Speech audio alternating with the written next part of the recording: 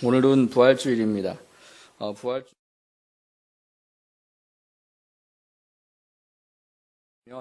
가장 소중하고 귀중한 절기가 아닌가 하는 생각을 해보게 됩니다. 저는 성탄절보다도 부활절이 참 기억이 많고 의미가 많은 사람 중에 하나예요. 왜냐하면 성탄절은 다 이렇게 지내지만 부활주일은 요즘에는 그런 게 없어요. 요즘에는 연합 새벽 특별 예배 이런 게 별로 없습니다. 근데 제가 어렸을 때만 해도 서울에서 여의도 지금은 광장이 없어졌지만 5.16 광장이라는 곳에 모든 교파를 초월해서 새벽 예배를 드렸습니다.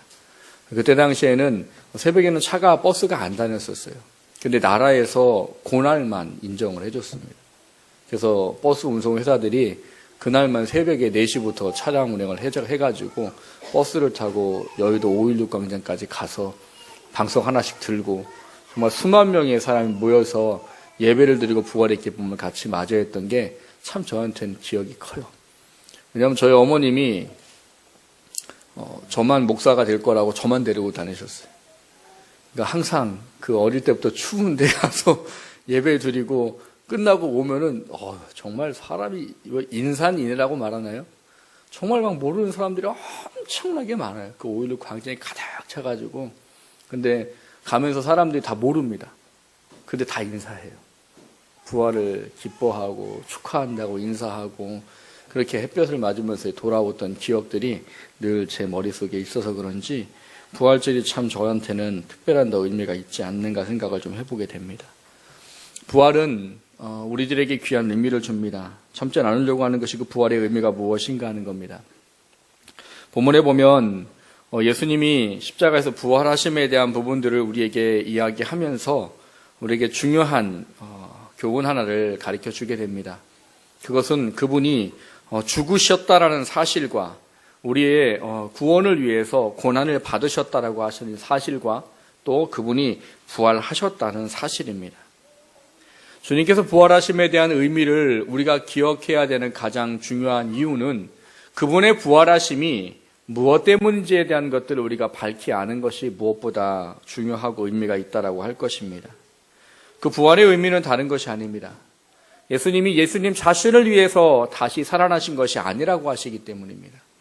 주님이 부활하신의 의미는 바로 우리가 예수님처럼 죽어도 다시 살 것을 증명해 주시기 위해서 그분이 죽음에서 부활하셨다라고 말씀을 하셨기 때문입니다.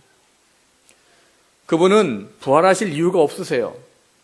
더 높이 올라가면 그분은 우리 때문에 이 땅에 오실 이유가 없으세요. 그분 자신을 생각하고 당신 자신을 생각하면 그분은 이 땅에 오실 필요도 없고 이 땅에 가서 고난받고 죽으실 필요도 없고 죽어서 하늘나라 가셨는데 다시 부활하실 필요도 없으세요. 그리고 다시 이 땅에 오실 필요도 없으십니다. 근데 예수님은 이 땅에 오셨습니다. 그리고 우리를 위해서 고난을 받으셨어요. 십자가에서 물과 피를 다 쏟으셔서 생명을 부어주셨고 그리고 죽고 끝난 것이나 부활하셔서 다시 살아나시고 그리고 부활하신 그분께서 다시 우리의 영원한 생명과 완전한 심판을 위해서 다시 재림해서 오신다라고 말씀하신 것입니다. 여러분, 예수님은 죽어서 바로 하늘나라에 가셨습니다. 그분이 하늘나라에 가셔서 그 하늘의 신분을 회복하신 것은 다른 것이 아니에요. 그분이 다시 하나님이 되셨다는 의미예요. 여러분, 그분이 하나님이신 그분이 이 땅에 인간으로 올 때는 자신의 신분과 능력 모든 것을 다 내려놓고 오셨습니다. 그분이 이 땅 살아가시면서 행했던 모든 기적과 이적과 능력과 말씀들은 그분 스스로가 말씀하세요. 내 것이 아니고 내 이야기가 아니고 내가 하고 있어서 하는 것이 아니라고 말씀하십니다.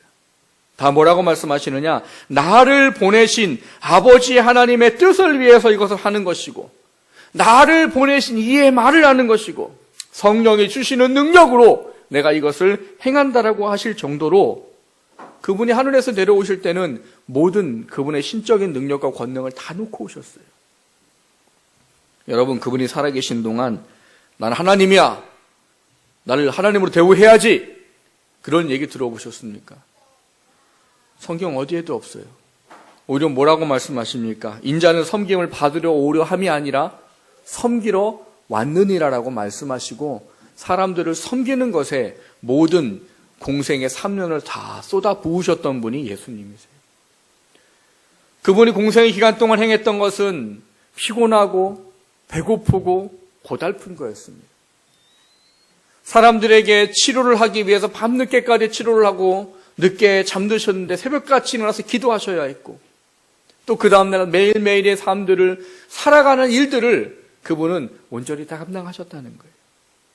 근데 그분이 십자가에 죽으셔서 하늘나라 가셨다면 이제는 그 고난, 고통, 육신의 어려움 그 겪을 필요가 없는 거죠. 근데 예수님이 다시 육신으로 부활하셨단 말이에요. 그분이 육신으로 부활하시면 어떻게 하셔야 되는 겁니까? 또 배고파야 되는 거고 또 고통 가운데 처할 수도 있는 것이고 또 어려움을 처할 수도 있는 거다라는 이야기예요. 예수님 자신을 위해서 부활하신 것이라고 하면 부활 안 하시는 것이 그분 자신을 위하는 걸 겁니다. 왜냐하면 하늘의 신분을 내려놓고 내려오는 거잖아요. 와서 사랑한다라고 말하는 제자들이 배신하고 팔아넘기고 도망가는 거 겪어야 했단 말이죠. 당신이 만든 피조물들에게 매맞고 침뱉음 당하고 고통당하고 십자가에 달려 죽으셨단 말입니다. 그 자신을 위해서는 결코 이 세상에 내려오실 필요가 없으세요. 그런데 그분이 왜 이 땅에 오셔서 다시 부활하셨는가 하는 것은 고린도서 15장 15절 16절의 약속 때문입니다. 또 우리가 하나님의 거짓 증인으로 발견되리니 우리가 하나님이 그리스도를 다시 살리셨다고 증거하였습니다. 만일 죽은 자가 다시 사는 것이 없으면 하나님이 그리스도를 다시 살리시지 아니하셨으리라. 만일 죽는 자가 다시 사는 것이 없으면 그리스도도 다시 사신 것이 없었을 터이요. 이렇게 말합니다. 그럼 무슨 얘기인 겁니까? 그분의 부활하심은 바로 우리를 부활할 것을 증명하기 위해서 그분이 부활하셨다는 거예요. 당신 자신을 위하는 것이라면 부활하실 이유가 없으세요. 그러나 그분은 부활하셔서 우리가 죽지만 다시 그분처럼 부활할 것에 대한 증거를 삼기 원하셨다라는 말입니다. 그것이 주님이 우리에게 보여주신 부활의 의미요. 그것이 우리가 붙잡아야 될 부활의 의미인 겁니다. 예수를 믿는 우리들에게 소망이 있다고 한다면 그것은 부활의 소망이어야 할 것입니다. 왜냐하면 부활의 소망이 아니면 우리에겐 그것이 참된 은혜와 참된 기쁨이 될 수 없기 때문입니다. 우리가 다만 육신을 위해서 예수를 믿는 것이라 한다면 우리가 가장 불쌍한 자일 것이다라고 말합니다. 근데 우리는 불쌍하지 않아요. 왜요? 우리는 육신의 소망을 두는 것이 아니라 예수 그리스도의 십자가의 죽으심으로 말미암아 하나님의 자녀가 되어 하나님과 함께하는 하나님의 영광의 삶을 살도록 우리는 구원받은 것이고 부활할 것이기 때문입니다. 살아가는 꿈이 가득한 가족 여러분, 이 부활의 소망이 부활의 날에 온전히 우리의 삶 가운데 주어지게 될 수 있기를 주님의 이름으로 축원합니다. 두 번째로 나누고자 하는 것은 부활의 삶이 무엇인가 하는 겁니다. 오늘 저처럼 십자가를 목걸이를 하신 분이 계실 거예요. 한번 일어나 보시겠어요? 일어나세요. 빨리 십자가 하신 분들.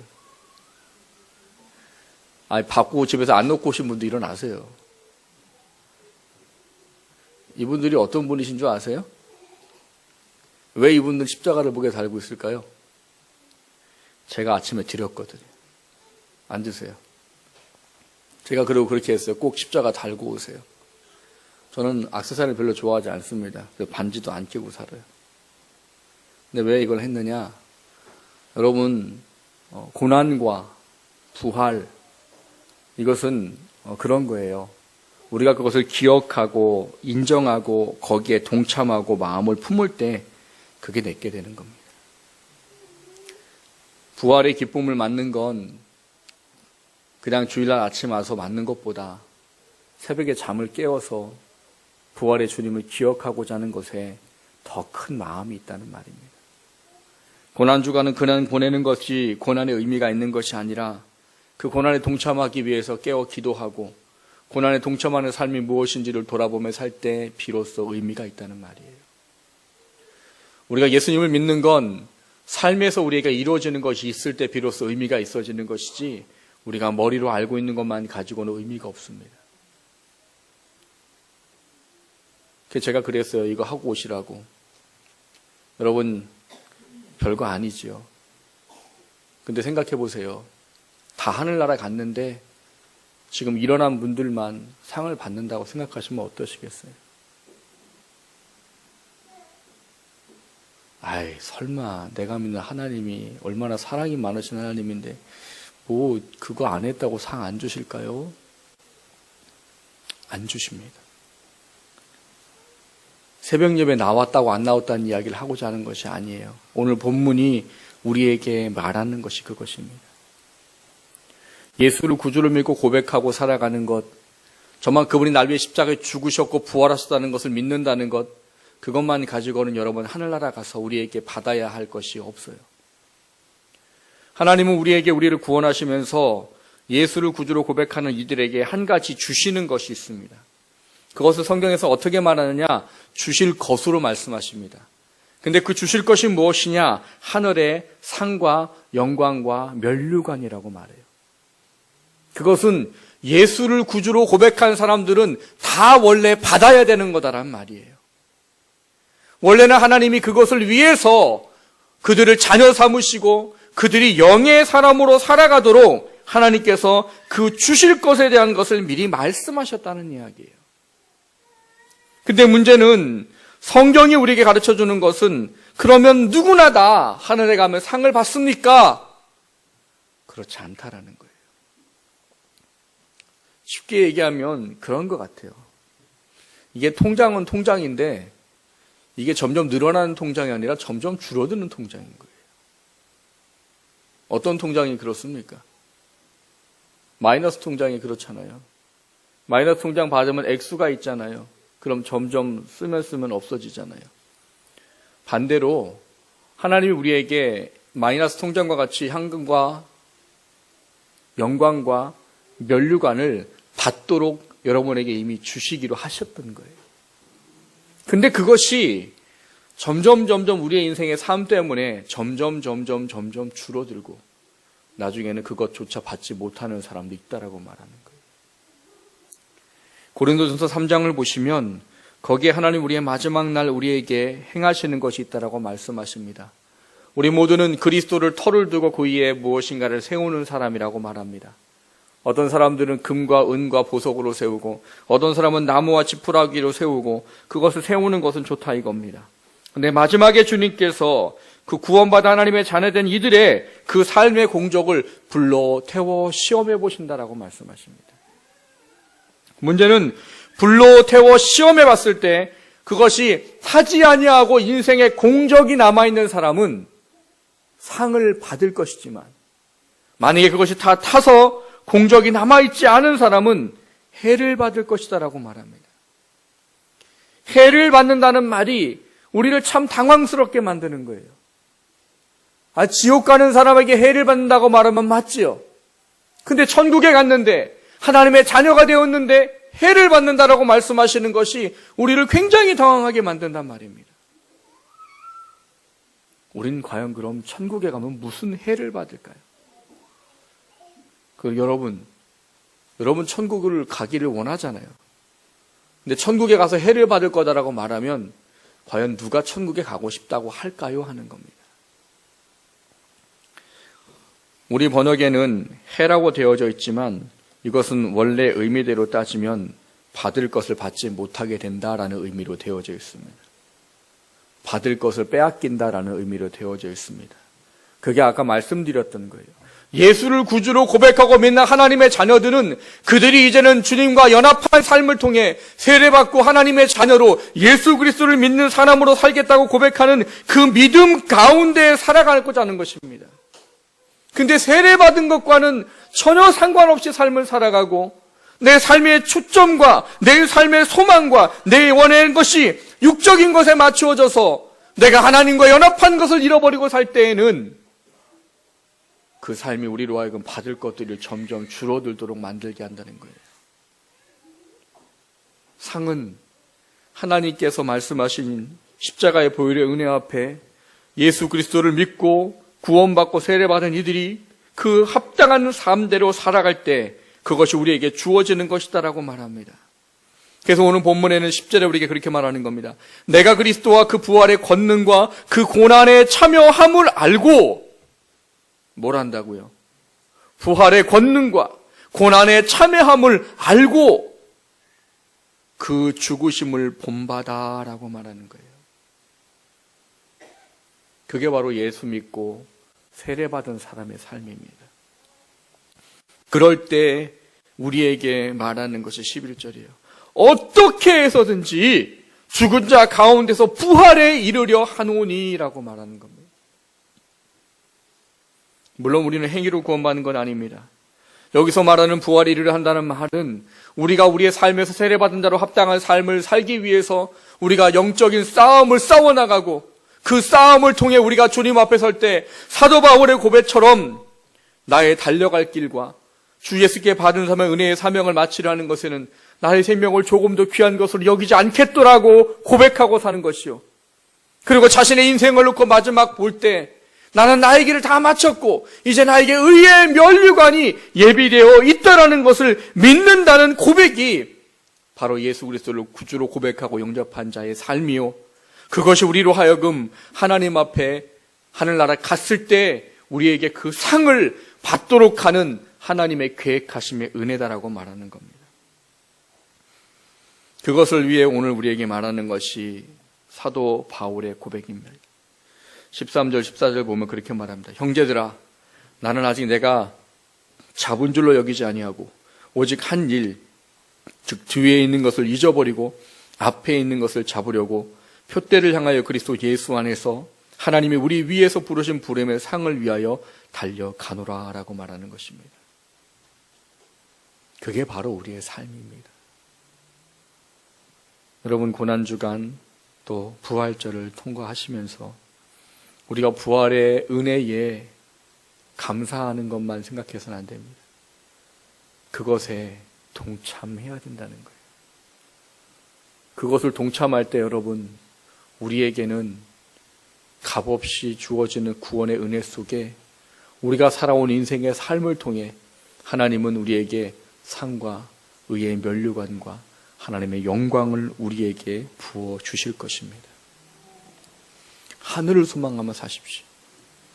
이 땅을 소망하면 우리에게 소망이 뭐가 있겠어요? 이 땅의 소망은 우리의 영생을 책임지지 못합니다. 하늘을 소망하시고 그 소망 앞에 우리의 인생을 초점 맞추시기를 주님의 이름으로 축원합니다. 그것이 맞춰지게 될 때 여러분 이런 거는 비교할 수도 없는 거죠. 다만 전 여러분에게 오늘 조금이라도 말씀을 좀 깨달았으면 좋겠다는 마음으로 오늘 이 한 가지 일을 행한 것뿐입니다. 다른 사람은 일어나서 상을 받는데 나는 상 없으면 여러분 하늘나라에서 그게 얼마나 안타까운 일이겠어요. 천국은 그렇다라고 말합니다.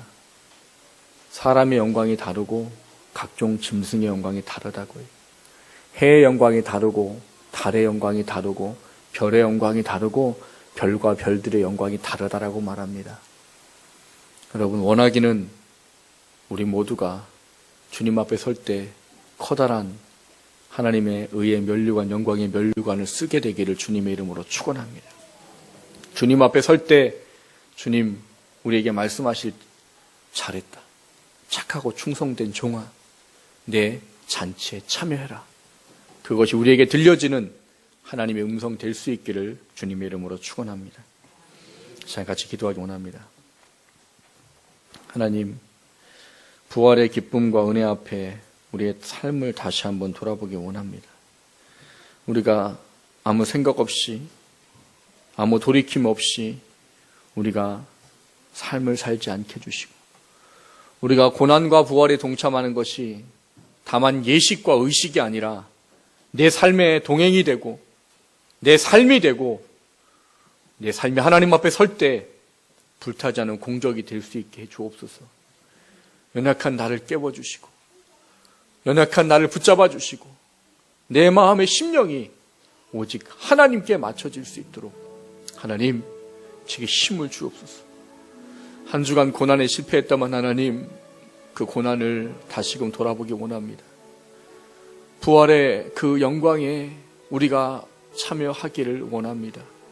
하나님, 우리 가운데 함께 해주시고 우리가 이제 이후로는 그리스도와 연합한 자로 살게 하여 주옵소서. 같이 합심해서 기도하겠습니다.